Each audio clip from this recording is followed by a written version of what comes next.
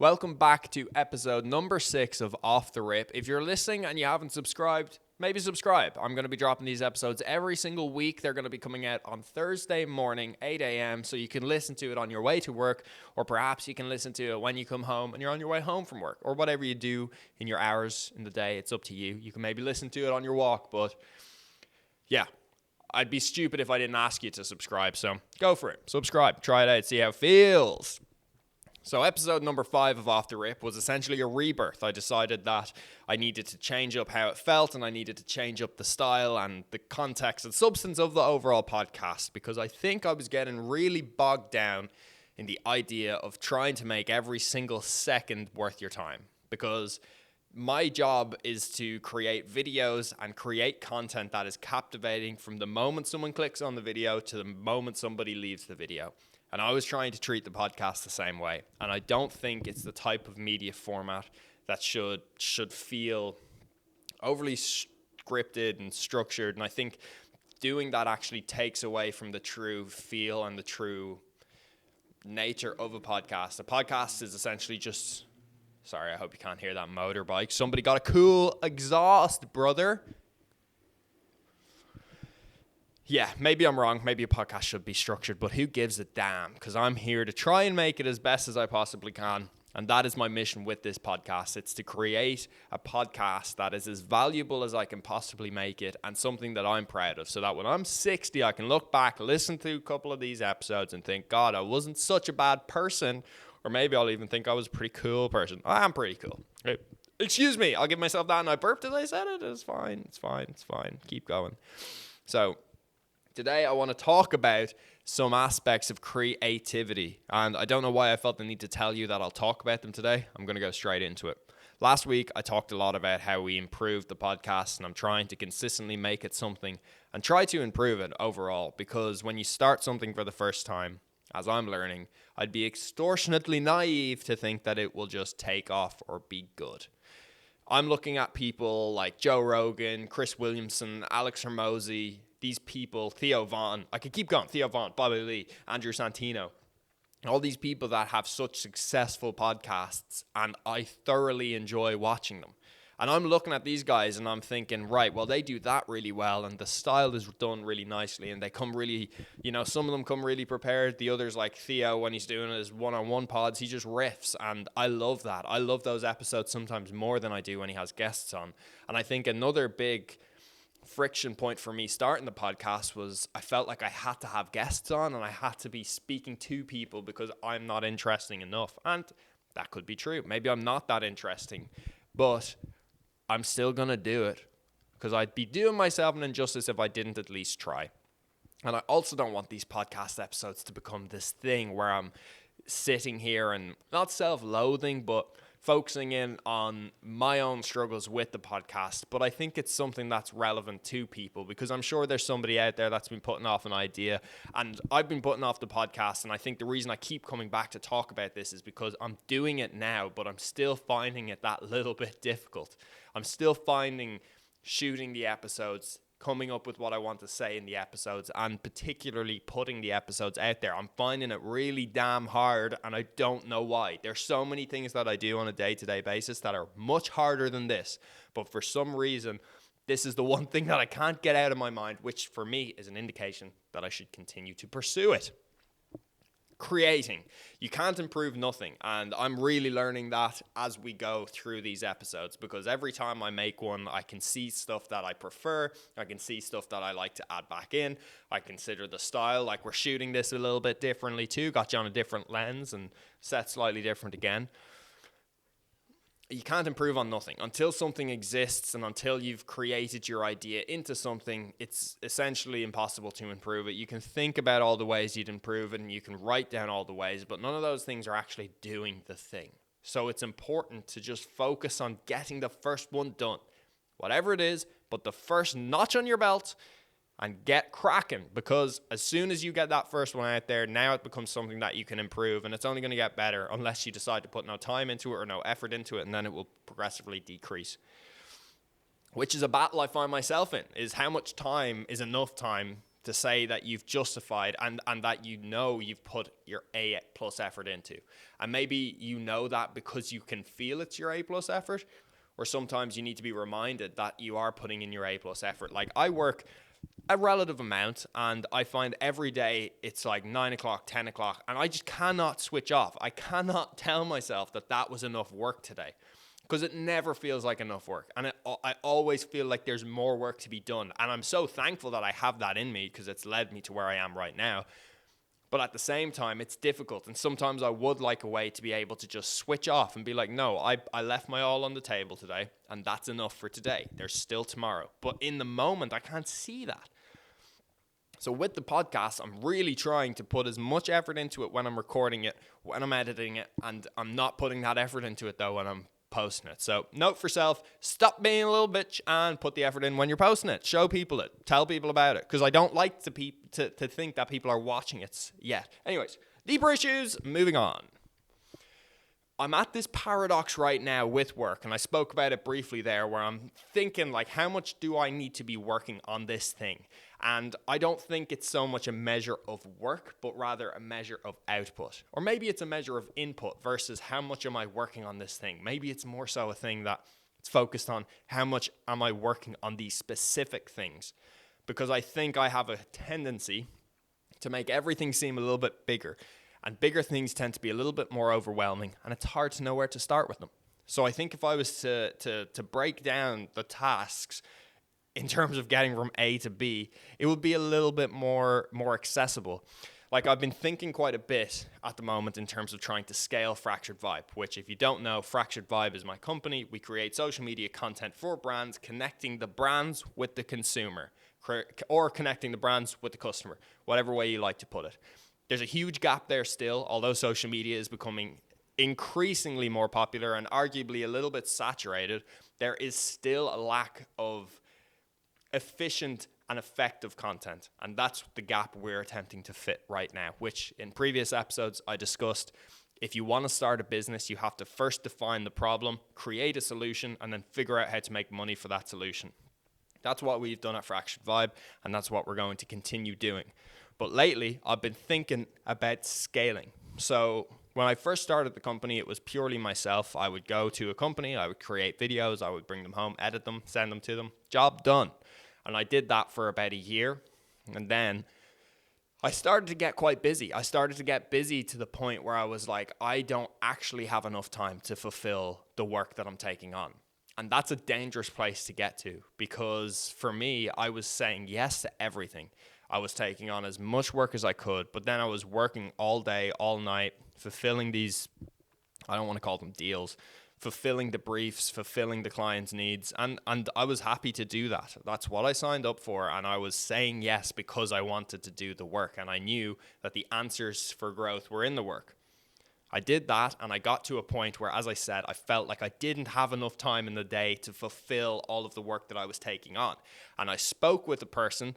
The person has extensive experience in the business world, and I basically we were going through the numbers, we were going through what I was doing, and he was like, you just need to make a hire.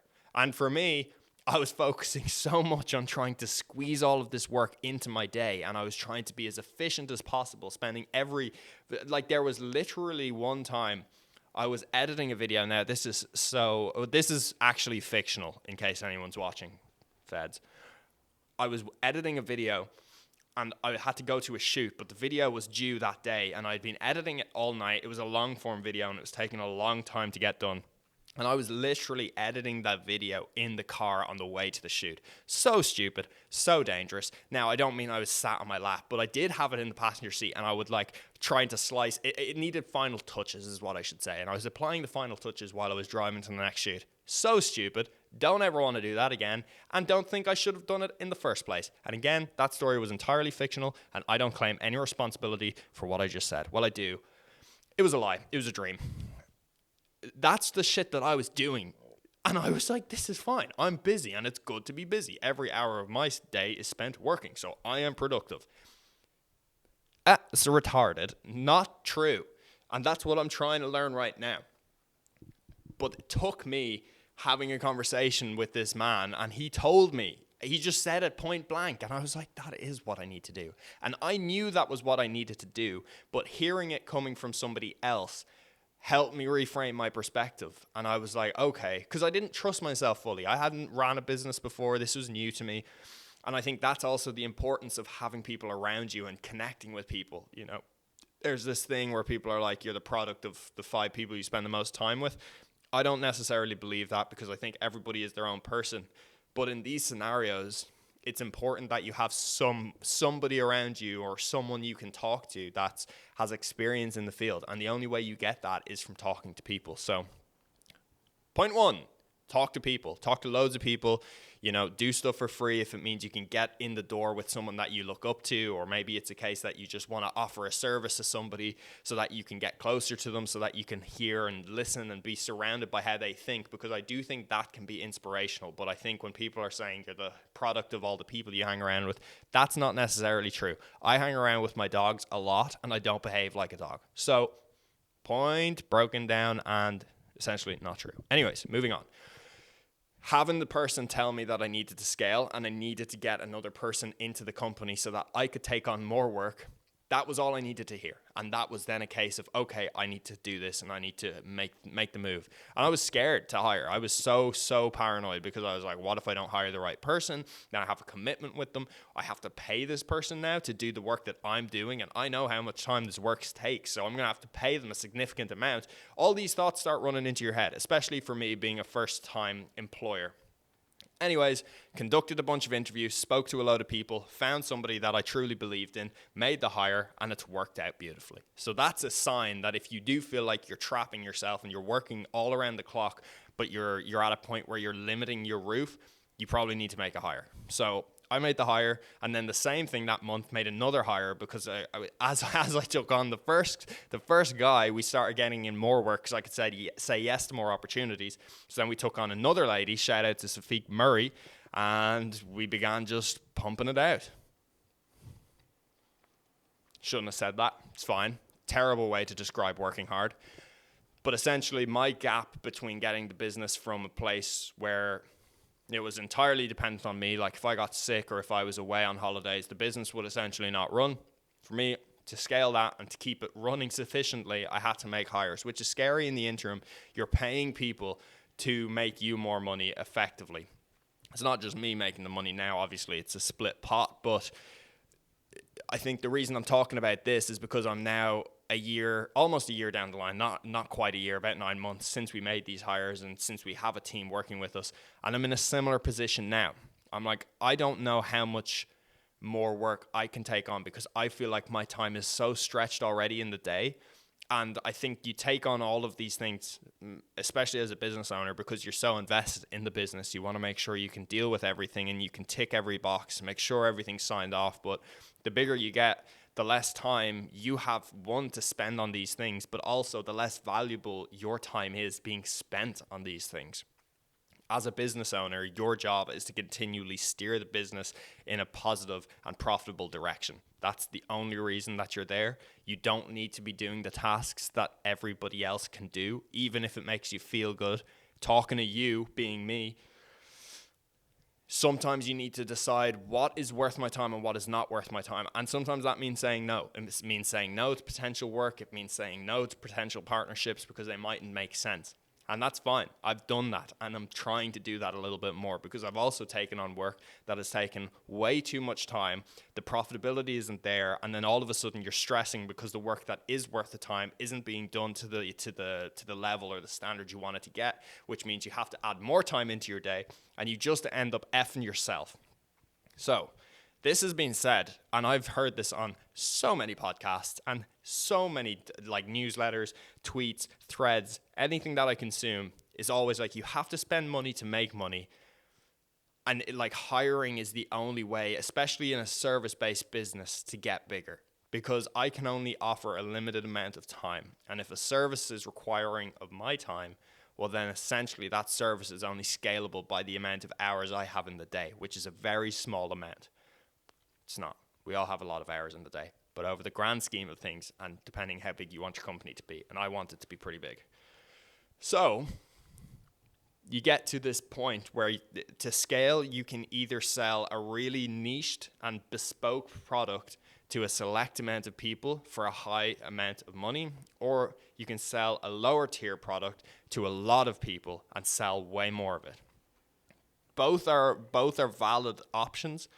You know, you can go down the route of selling to the higher paying clients, and you can also go down the route of selling more to the lower paying clients. And I think I saw Alex Hormozy talking about this recently.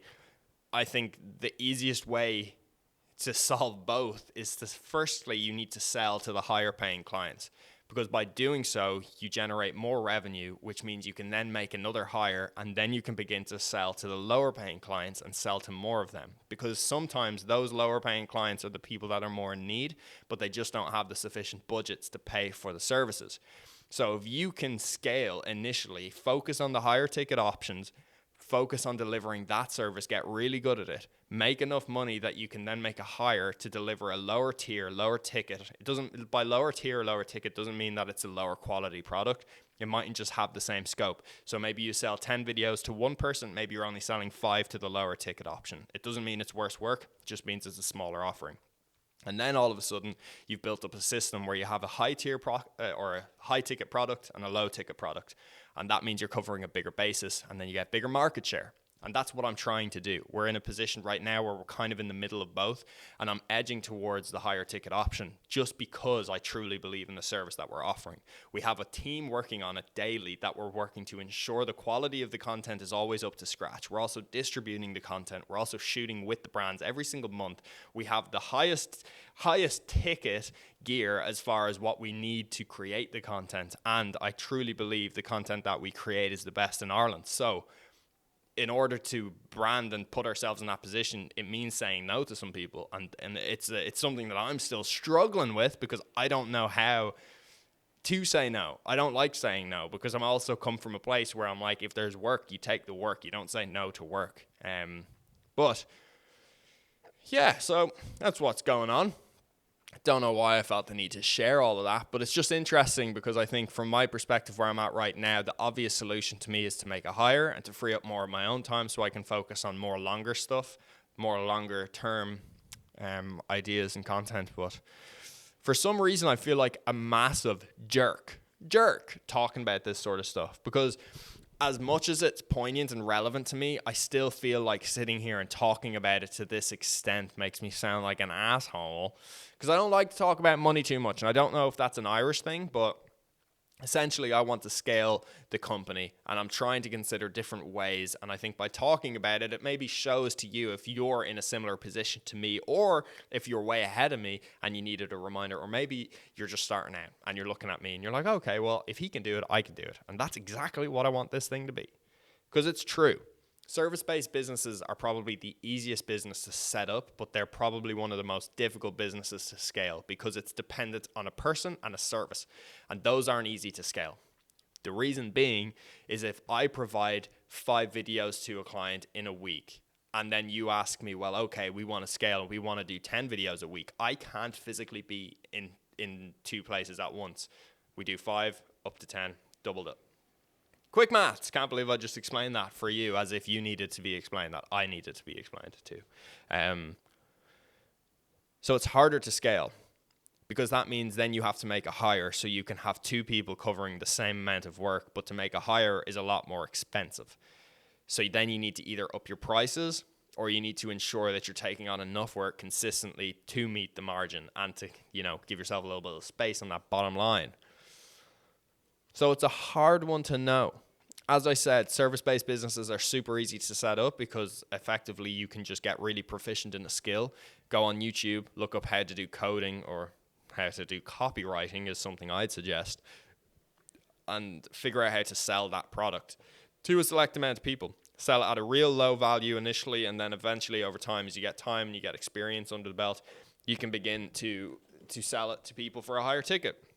I'm going to just be rude here and open up my phone because something that I always come to is how do you price a service? And I think to price a service, whatever your service is, you should look at the factors of experience you have in the service, time that it takes you to deliver that service, and consistency of the deliverable you offer. The quicker it is that you deliver the service, your price goes up. The more experience you have in said service, your price goes up.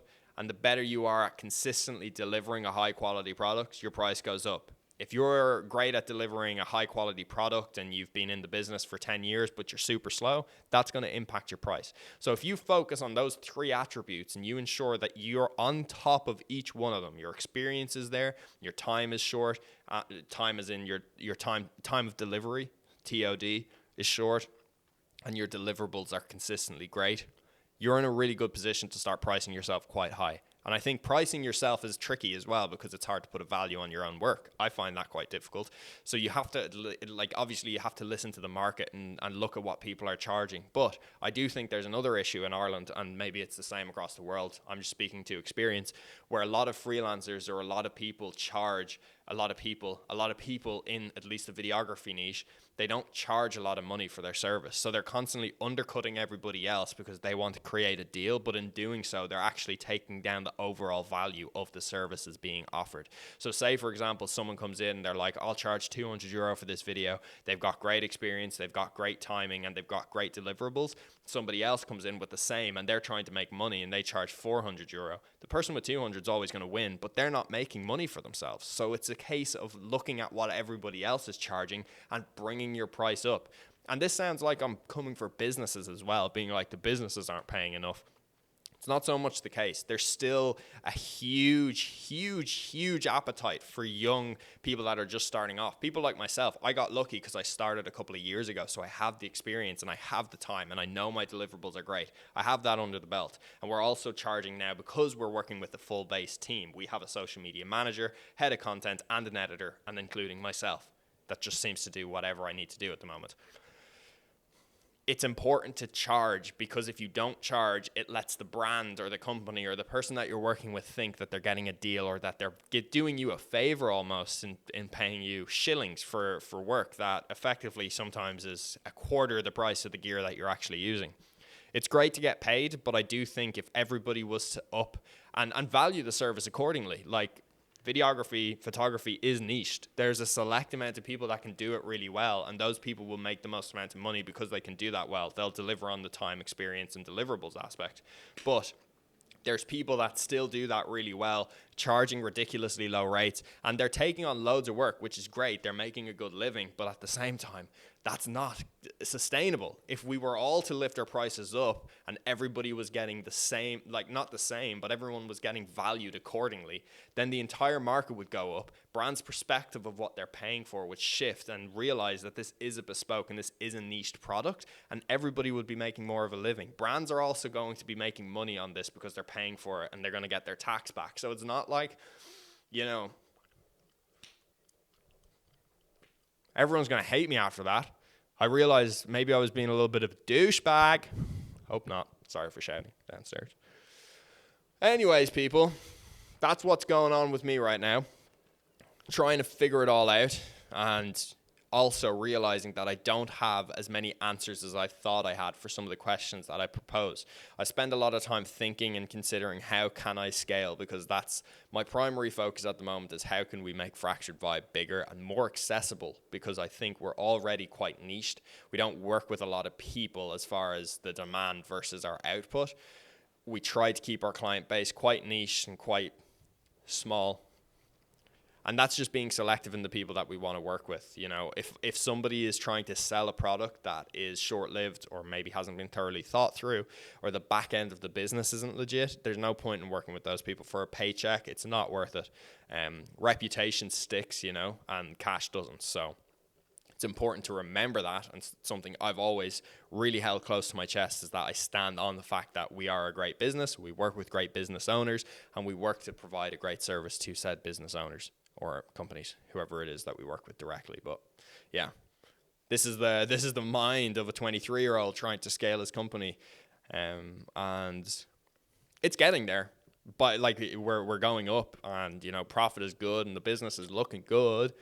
It's just a case of thinking, how can we make it go from good to great? And I think the obvious answer to that, for me at least, is to take more control of my time and focus on tasks that are more worth my time. Like, I'm still doing a lot of video editing, which is something that I shouldn't necessarily be doing as far as looking to scale. My time is better spent doing sales, talking with people, booking calls, prospecting, and trying to actually get more people in the door so that we can then deliver the service to them. But it's hard because I'm wearing two hats at the moment. I'm still jumping in and doing editing. I'm doing all of our shooting. So if you're a videographer and you're looking to make some cash, shoot me a DM and we can see if we can make something happen. Because I am looking to currently try and offload our shoots to some high skill level person. So if you feel like you'd fit the bill, shoot me a DM and we can try and make something happen. Because it all goes down in the DMs, brother. Yeah. I don't know if this podcast will air. I felt like I got very aggressive and possibly opinionated, which I also find is a trend that I do when I'm speaking on the podcast because I've no one else challenge my opinion, so I just kind of let them rip, and then I regret it deeply sometimes afterwards. Not that I regret it deeply, but I also don't want to come across as a cuck, you know, and sometimes I feel like I can do that. But hey, we're not perfect. I'm trying my best to be perfect. Not really. I'm just trying my best to get better at this. And some days are easier than others. I came straight from a shoot today, so my head's a little bit scrambled. But I'm trying to make sure we get an episode in because, again, I want to make sure this thing keeps coming. And we're nearly at double digits. So hopefully by the time we get to double digits, I'll be a podcast wizard and you'll be listening to these episodes walking away with huge fountains of knowledge. But until that moment happens, you're stuck with this version of me. And my goal is, well, maybe I don't have a goal right now. My goal is to get to the 10th episode and consistently stick at it for 5 years is kind of what I've signed myself up for, which I think is a good period of time. At that point, I'll be 27, so 28, excuse my maths. I'll be able to look back and I'll have hopefully a collection of data at that point in time that I can look back and see what's working and what's not working. But I also need to start putting out clips for the podcast. So again, if you're somebody that loves editing podcast clips or you're interested in helping out with some social media content, shoot me a DM. So if you're a videographer and you're looking for some business, shoot me a DM. And also, if you're somebody that's interested in creating short form, fiery TikTok edits, shoot me a DM. We'd like to work with you, brother. Okay, that's all I've got. I'm rambling and I've got serious anxiety about what I spoke about. Peace.